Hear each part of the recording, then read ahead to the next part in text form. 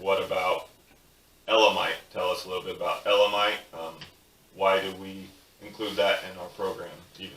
Well, Elemite can replace lime very easily, but the benefits of Elemite is you get about 61 or 60 components that you don't get with lime.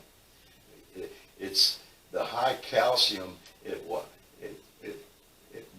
works as the lime, but it's a different kind of calcium, and it's a good calcium. It's readily available in the size that we have it in.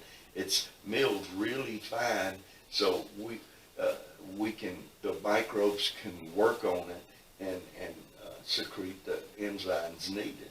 And in addition, there's, like I said, there's many trace minerals in it that the plant and soil needs. Mm-hmm.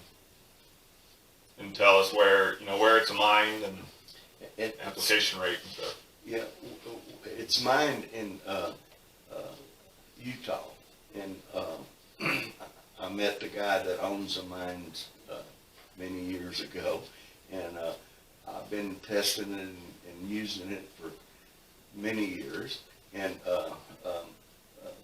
it's just a phenomenal product. I mean, you can't get it anywhere else. I mean, that's where the store is, and it's mined there and nowhere else, to my knowledge. Mm-hmm. And I seen the benefits of it early on, and I decided that if we incorporate it, we can help some things in soil that we would take longer to do. Mm-hmm. Without the Elemite. Exactly. Yeah, an application rate is 250 pounds an acre, and that typically lasts for how long? About 4 years, so 3 to 4 years. And then just what are some of the results you've seen from other people using it, or you testing it yourself? An increase in health of the plant, the crop, or whatever. I'm familiar with grasses because we do a lot of grasses in East Texas, and the guys like it because they get the growth they want